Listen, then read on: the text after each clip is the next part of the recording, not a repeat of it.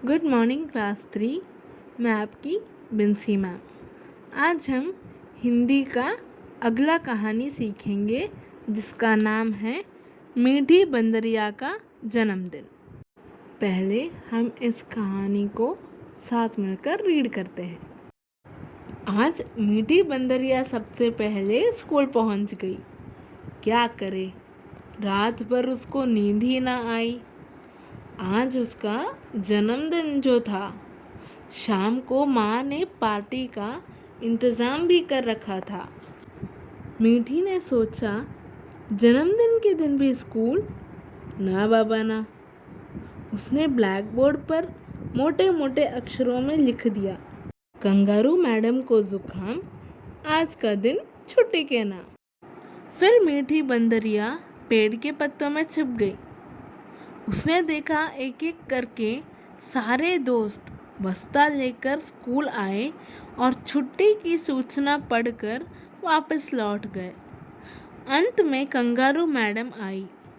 Black board देखकर गुस्से में बोली, मुझको जुकाम, छुट्टी? ये किसकी शैतानी है? वाह! मीठी खिलखिलाते हुए वहाँ से भाग गई। दोपहर तक उसने खूब ऊधम मचाया। फिर वह भागकर भालू दर्जी की दुकान पर गई। पर यह क्या, दुकान तो बंद थी। भालू बाहर चारपाई पर सो रहा था। मीठी ने उसे हिलाया, मामा। कौन? गुस्से में भालू घुर्राया। मीठी घबराकर कुछ दूर कूद गई और बोली, मामा, मेरे जन्मदिन की फ्रॉक बन गई? नहीं, फ्रॉक नहीं बनी। जानती नहीं कंगारू मैडम को जुकाम है, इसलिए मैं उदास हूँ।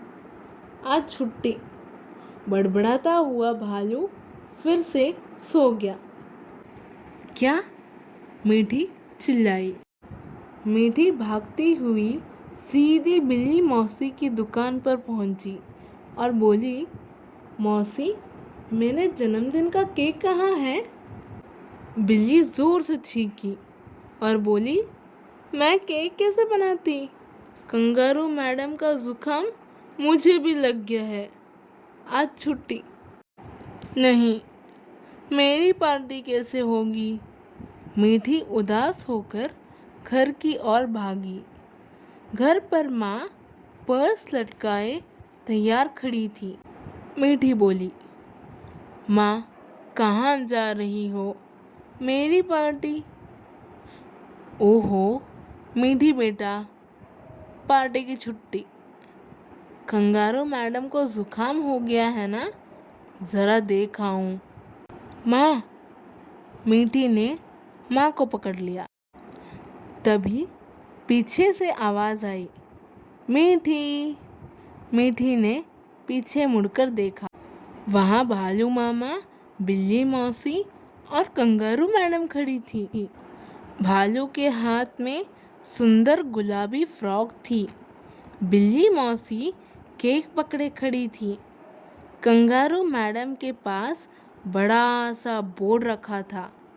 उस पर लिखा था, प्रिय मीठी को जन्मदिन की बधाई।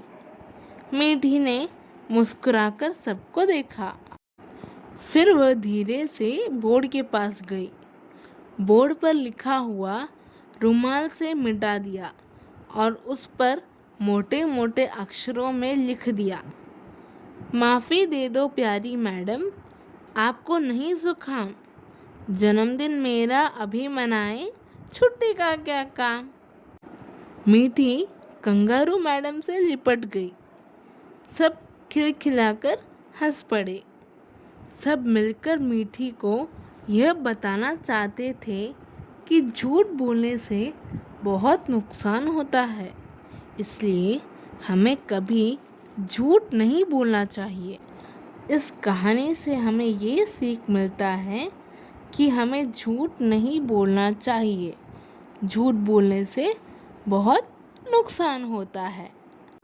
तो हमारा इस पार्ट का रीडिंग हो चुका है। और उम्मीद करती हूँ कि आपको ये कहानी समझ आया है। तो हम अब अपने अगले वीडियो में मिलेंगे। तब तक अपने सेहत का ध्यान रखना और खुश रहना। Thank you.